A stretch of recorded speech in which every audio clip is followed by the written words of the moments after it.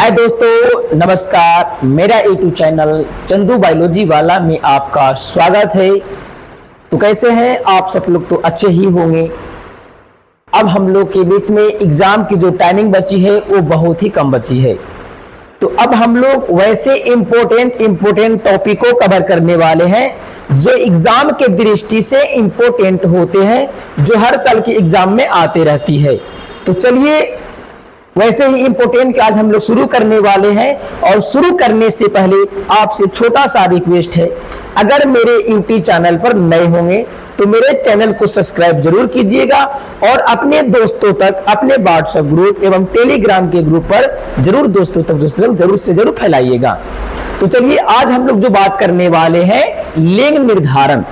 लिंग निर्धारण है क्या, लिंग निर्धारण होता कैसे है, उस पर आज हम लोग बात करने वाले हैं। तो लिंग निर्धारण का डिफिनेशन क्या होता है कि जब किसी सजीवों में लिंग का निर्धारित किया जाता है, जिसे हम लिंग निर्धारण कहते हैं। अब हम लोग लिंग निर्धारण की बात करने पे उस पर देखेंगे कि किसी भी संतति के लिए, उत्पन्न संतति के लिए नर जिम्मेवार होता है या मादा जिम्मेवार होता है। तो चलिए आज हम लोग देखते हैं।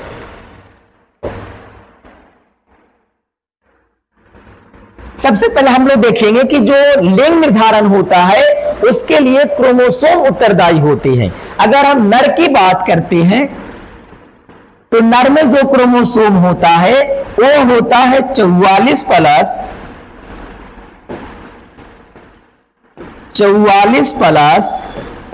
XY।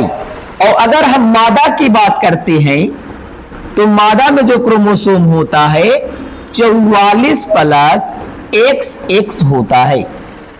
अब जो 46 क्रोमोसोम दोनों में होते हैं उसे हम दो भागों में बांटे हैं, 44 प्लस XY और मादा का हो गया आपका 44 प्लस XX।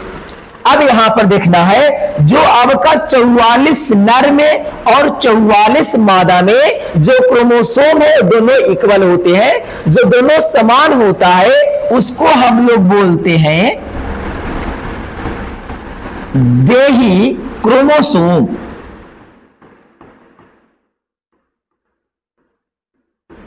देही क्रोमोसोम।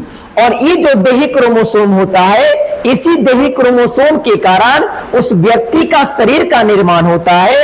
और बाकी जो बच्चा नर में XY और मादा में XX, इसको हम लोग बोलते हैं लिंग निर्धारण क्रोमोसोम।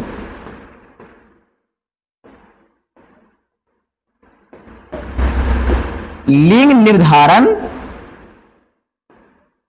क्रोमोसोम। इसी क्रोमोसोम के कारण बच्चों का लिंग निर्धारण किया जाता है। अब यहां पर हम लोग देखेंगे कि जो नर में क्रोमोसोम जिसमें गुणसूत्र बनता है, अब हम लोग देखेंगे कि जो नर है, नर में कौन सा क्रोमोसोम बनता है, कौन सा शुक्राणु बनता है। तो नर में देखना है कि जो लिंग निर्धारण क्रोमोसोम है इसकी संख्या कितनी होती है। तो नर में जो लिंग निर्धारण क्रोमोसोम की संख्या होती है वो आपको 2 होती है, X और Y होती है। यानी कि जब नर से शुक्राणु बनेगा तो शुक्राणु में या तो आपको X होगा या तो क्रोमोसोम आपकी Y होगी। यानी कि नर में जो गुणसूत्र बनता है, जो शुक्राणु बनता है, वो आपको 2 प्रकार की बनती है। अब हम लोग मादा की बात करेंगे तो मादा में जो युग्मक है, जो आपका लिंग निर्धारण क्रोमोसोम होता है, वो 1 प्रकार की होती है, बट इसकी संख्या 2 होती है। तो जो मादा के पीरियड के दौरान जो अंडे निकलते हैं उसमें जो अंडे में क्रोमोसोम की संख्या होती है उसमें X क्रोमोसोम होती है। यानी कि मादा में बन रहा है 1 क्रोमोसोम जो युग्मक में उत्तरदायी होते हैं, और आपका जो नर हो गया उसमें 2 क्रोमोसोम बन रहा है। तो उसी को आगे हम लोग बात करते हैं आगे। अब यहां पर देखेंगे, नर में क्रोमोसोम आपका हो गया 44 प्लस XY और आपकी मादा में हो गई 44 प्लस XX। अब यहां पे नर से शुक्राणु बनेगा और मादा से अंडाणु बनेगा। तो आइए बनाते हैं। नर में जो आपका शुक्राणु बनेगा, जो शुक्राणु का निर्माण होता है अर्धसूत्री विभाजन के दौरान होता है, और अंडाणु का भी जो निर्माण होता है अर्धसूत्री विभाजन के दौरान ही होती है। और जब एक कोशिका अर्धसूत्री विभाजन करती है तो उससे 4 कोशिका का निर्माण होता है।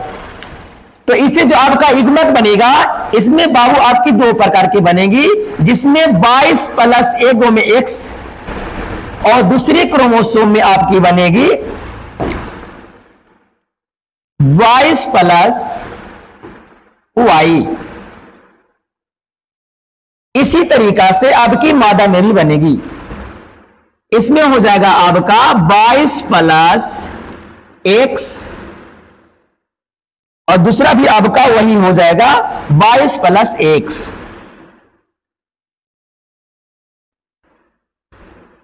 यानी कि अब की नर में बन रहे हैं 2 युग्मक और मादा में बन रहे हैं 1 युग्मक। नर में जो 2 प्रकार के युग्मक बन रहे हैं वो आपको एक्स और वाई हो गए, और मादा में जो 1 प्रकार के युग्मक बन रहे हैं वो आपको एक्स एक्स हो गए। अब यहां पर हम दोनों को निषेचन कराने वाले हैं, यानी कि नर युग्मक और मादा युग्मक को आपस में मिलाते हैं, जिसके उपरांत देखेंगे कि किस युग्मक का किस संतति से निर्माण होती है और लिंग निर्धारण के लिए कौन जिम्मेवार होता है, लड़का होता है या लड़की जिम्मेवार होती है। तो अब हम लोग मिलाते हैं, यानी कि नर का एक्स वाला शुक्राणु और मादा का एक्स वाला अंडाणु को जब हम आपस में मिलाते हैं तो सबसे पहले यहां पर देखना है 22 यहां से और 22 यहां से। अब की 22 हो जाएगी 44, और एक एक्स आएगा आपका नर वाला और एक एक्स आएगा आपका मादा वाला। तो इससे जो आपकी निर्माण होती है, अब यहां पर हम लोग देखेंगे जो 44 प्लस एक्स जो युग्मक होता है वो होता है मादा ने, यानी कि इसके जो उपरांत का निर्माण होगा इससे आपकी मादा का निर्माण होगी। अगला हम लोग देखेंगे, अगर एक और बाबू शुक्राणु एक्स वाला शुक्राणु और एक्स वाला अंडाणु के साथ मिलाते हैं तो इसमें भी किसका निर्माण हो जाएगा आपका 44 प्लस एक्स एक्स, इससे भी आपका जो निर्माण हो जाएगा आपकी मादा की हो जाएगी। अब हम लोग देखते हैं कि 44 प्लस वाई, यानी कि पहले हम लोग एक्स वाले युग्मक को एक्स युग्मक के साथ मिला दिए तो सारे के सारे लड़कियां का निर्माण हुआ है। अब वाई वाला युग्मक को एक्स वाला युग्मक के साथ मिलाते हैं तो देखते हैं कि किसका निर्माण होता है। अब यहां पे 44 प्लस वाई युग्मक को 44 प्लस वाई युग्मक को 22 प्लस वाई युग्मक और 22 प्लस एक्स युग्मक के साथ मिलाते हैं तो यहां पर देखना होगा आपको कि 22 यहां पे और 22 यहां पे दोनों मिलके क्या बना देगा 22 आपकी 44 हो जाएगी। अब यहां पे आएगा एक आएगा एक्स युग्मक और एक आपका आएगा वाई युग्मक। तो एक्स और वाई युग्मक जो होता है वो आपको मिलता है नर में, यानी कि इससे आपका बनेगा नर का निर्माण हो जाएगा। चलिए अगले स्टेप और देखते हैं, एक और बाबू आपका मिलते हैं 22 प्लस वाई युग्मक और 22 प्लस एक युग्मक। तो इससे जो आपका निर्माण हो जाएगा 44 प्लस एक्स और वाई क्रोमोसोम हो जाएगा। तो इससे भी किसका निर्माण हो जाएगा आपका नर का जिम्मेवार हो गया। यानी कि इस सिद्धांत से यह पता चलता है कि लड़के की जिम्मेवारी के लड़के को उत्पन्न करने के लिए जो जिम्मेवार होते हैं मादा नहीं बल्कि नर होते हैं। तो इसीलिए आज के टाइमिंग में हम जिस क्षेत्र में रहते हैं वहां पे लोगों को अगर किसी भी संतान को किसी भी दंपति को अगर लड़के उत्पन्न नहीं होते हैं तो सारे जो दोषी होते हैं वो मादा के ठहरा दिया जाता है, जो कि सारासार गलती होता है। तो इस प्रयोग से आपको पता चल गया होगा कि जो नर के जिम्मेवार के लिए जो होते हैं आपको नर ही होते हैं, उसके पिता ही होते हैं। अगर उसके पिता के अंदर वाई वाले युग्मक नहीं बनेंगे तो उनके कभी भी संतति उत्पन्न जो लड़के कभी भी नहीं होंगे, खाली उनकी लड़कियां ही होगी। तो चलिए इस वीडियो को हम इसी पर एंड करते हैं, और अगर इस वीडियो आपको अच्छा लगा होगा तो अपने दोस्तों तक जरूर से जरूर फैलाइएगा और मेरे चैनल को सब्सक्राइब जरूर कीजिएगा।